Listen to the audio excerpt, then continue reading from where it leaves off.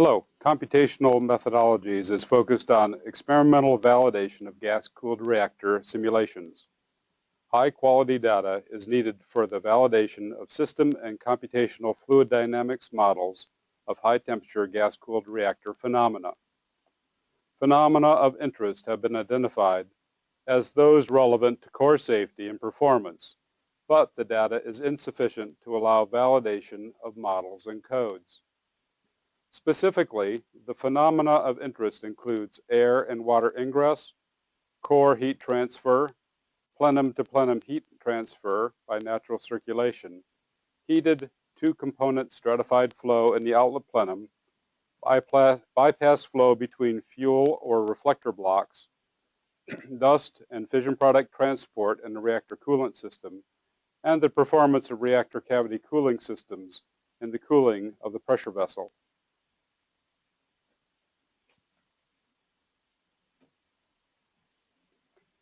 Validation of computer codes that capture phenomena relevant to core safety and performance requires the coordinated completion of a number of fundamental separate effects and mixed effects tests, such as combined mass flow and heat transfer and integral tests.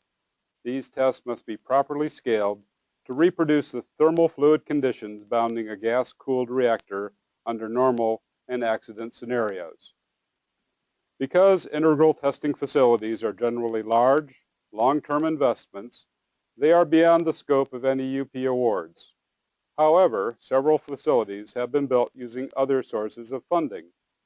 Examples of these facilities include the High Temperature Test Facility at Oregon State University, the Natural Circulation Shutdown Test Facility at Argonne National Laboratory, and the Matched Index of Refraction Facility at Idaho National Laboratory. These facilities are available for integral tests and can complement the smaller and generally less expensive experiments that can be effectively conducted at universities.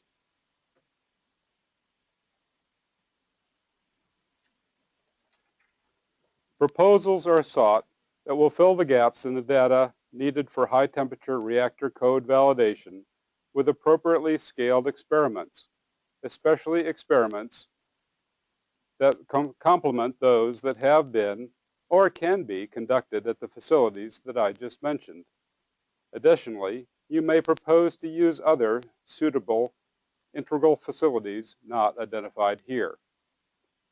Investigators who wish to propose new experiments using one or more of these facilities are strongly urged to coordinate with the principal investigators at those facilities before submitting the final proposal in order to gain guidance on cost, schedule, and quality assurance.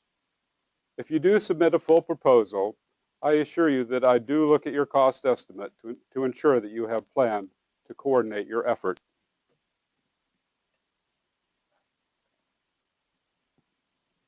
Planning is underway to convert the Natural Circulation Shutdown Test Facility from air cooling to water cooling. The water-cooled system is unique in that it has a time-dependent system behavior. The ultimate heat sink for a water RCCS is boil-off of the water into the environment. As time progresses during an accident, the system loses inventory, and this loss shifts the boiling boundary to new regions of the network piping, dramatically influencing integral behavior. This scenario holds certain complexities that are not well understood. The water-cooled system has the potential for very dramatic flow instabilities that induce structural vibrations. While they may not impact heat removal performance, there may be a point where these instabilities begin to impact building structural integrity.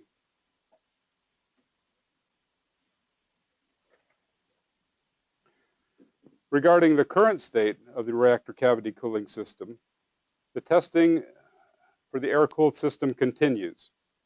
The axes of this diagram indicate the range of fidelity of instruments versus the range of test conditions, operating parameters, and scales at different institutions. High fidelity data is critical for computational validation and modeling.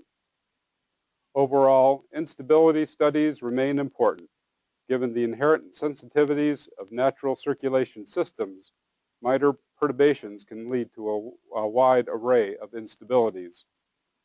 NSTF has encountered many instabilities, identifying the full operating envelope given a specific geometry or external triggers, and the resulting impact on heat removal performance could benefit from additional studies.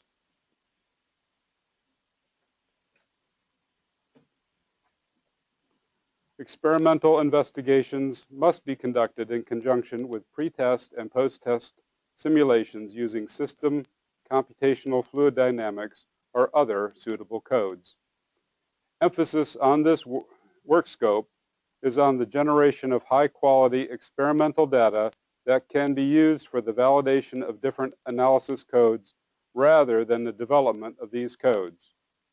Please note that all data and simulation results are to be uploaded, preferably in real time if possible, and archived on the NGMP Data Management and Analysis System hosted at the Idaho National Engineering Laboratory. Investigators are strongly urged to coordinate with INL personnel to link to the INL Data Management System. Contact information for the INL and the Integral Facility personnel can be obtained from the points of contact listed in the work scope.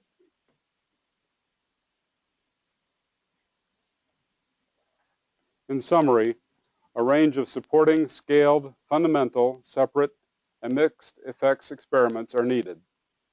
The experiments must be scaled to reproduce anticipated conditions in the system referenced in the work scope and could complement past or current experiments at existing facilities.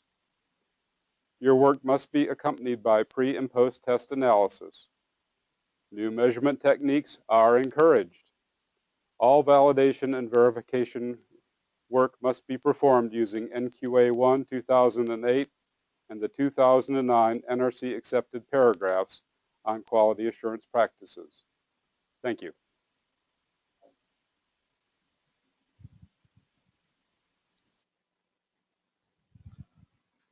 Hans, we have our first question. Do you support pebble bed reactor experiments? Not exclusively. If your proposal deals with, for example, something that's an exclusive pebble bed reactor feature, the flow of pebbles, etc., then we don't rule it out. It just gets rather low priority, as the prismatic reactor is the preferred option at this point. Nonetheless, if there is if you have an experiment that supports both, for example, bypass flow or air ingress, water ingress, something that is of interest to both concepts, and you have the fulfilling the other requirements that Steve summarized here, then yes, it would be accepted. In fact, as long as it's equally applicable to both, then pebble beds are fine, and in fact, it may even be a little more desirable, given that there are pebble bed reactors operating and being considered for deployment in the U.S. So there's a follow-on question to that. That it seems like your answer means the priority is for prismatic core experiments. That's correct.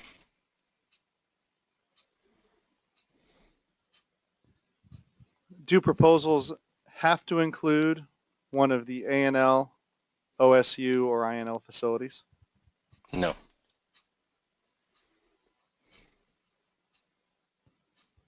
We do give a nod toward existing facilities that have been built either at the labs or at the universities for this. So if you don't want to partner with another university that already has an experiment and you want to put some additional instrumentation or perform a different set of experiments, then that is viewed favorably.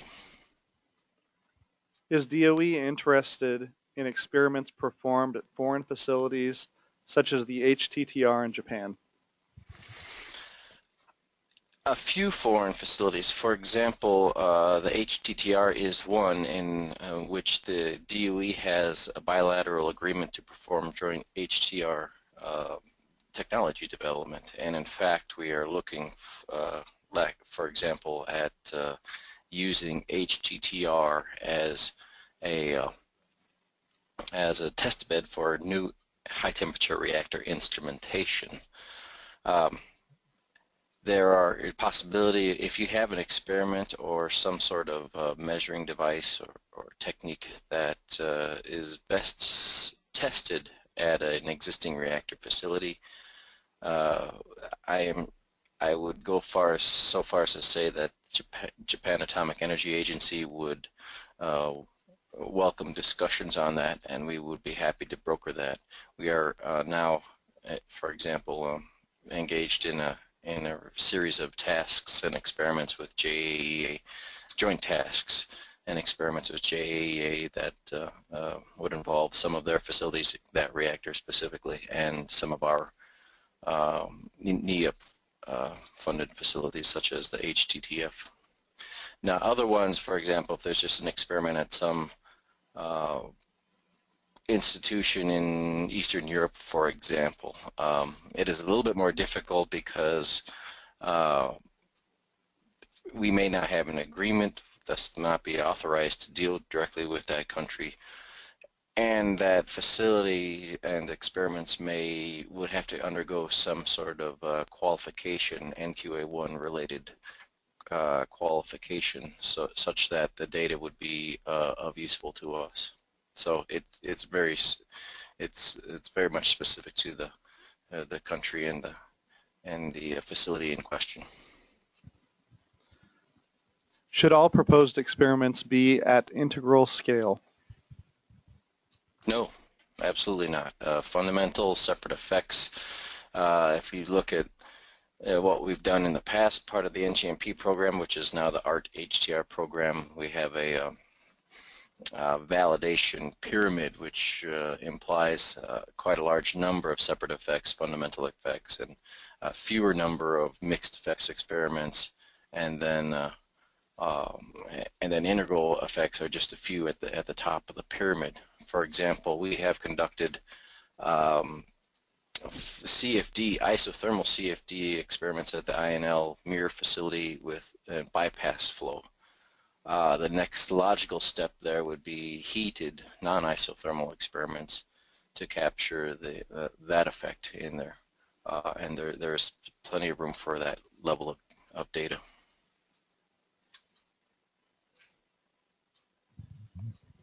If the university is interested in performing experimental activity to support RC1 that follows industry standards and QA programs that may not 100% conform with the NQA1 requirements, would this impact the success of the proposal? We would have to evaluate that individually.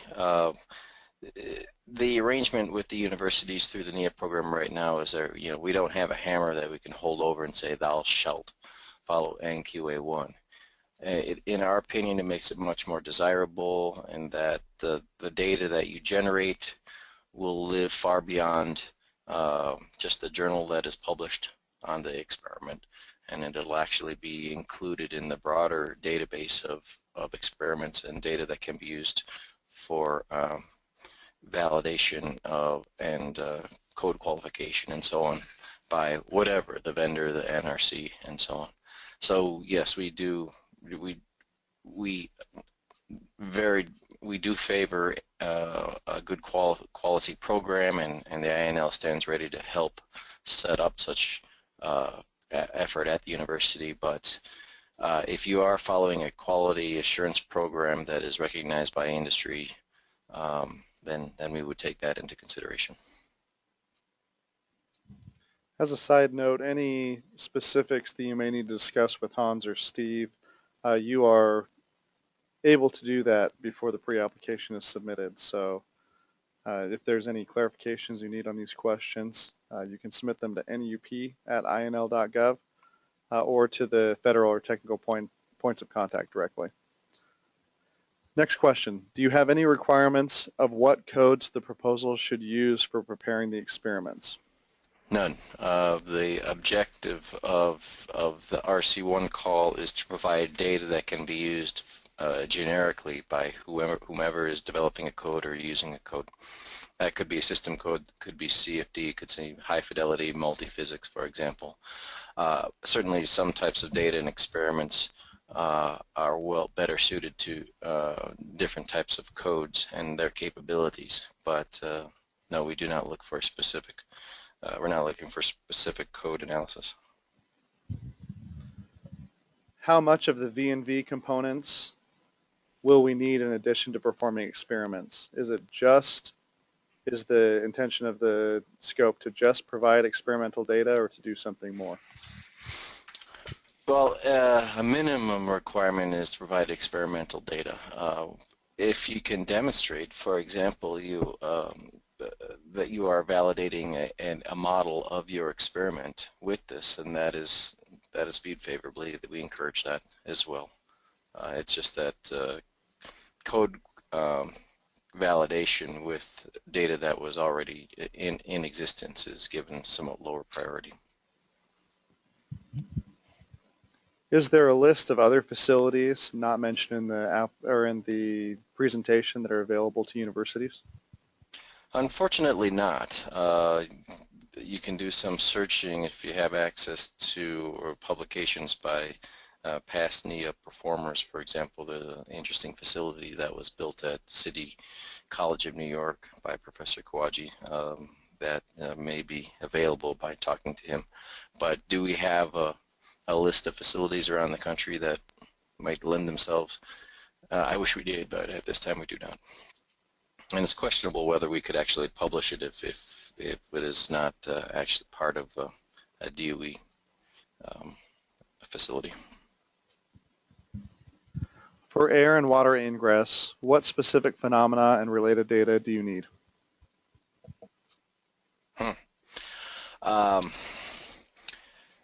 That varies. Particularly with air ingress, the issue there is oxidation of graphite structures. We have done some very fundamental experiments in air ingress with two fluids of different densities to validate our models of how quickly you get an exchange between the helium in the primary system and the surrounding reactor building. What we don't, we have some separate experimental data on the oxidation of graphite under various conditions. What we don't have yet, and what we hope to get with tests at the Oregon State HTTF, is a combination of air ingress and graphite oxidation. We'll have graphite coupons dispersed throughout that core in that facility, so we can see both. So that's the type, but that data set won't be complete, and we encourage those types of experiments that couple the air ingress phenomena with the graphite oxidation. On water ingress side, the issue is also the effect on fission product transport. Will it wash off or otherwise extract fission products from the graphite core matrix? That being water, so you have to look at water chemical interactions. Will it generate through chemical reactions with the graphite carbon monoxide, which could be a flame hazard, that sort of thing. So now we're kind of drifting into the materials area, but that's where the interesting things happen with these severe accidents in high temperature reactors. You get these interactions with the core materials that may or may not be degrading to the plant. Is data from NCSHRT at Argonne available to the public? It will be, since it was funded by DOE, and there some of the data is now we might have to go through some kind of an export control process to have it released, but it is data that is generally acceptable as part of the whole HDR program, available, I should say.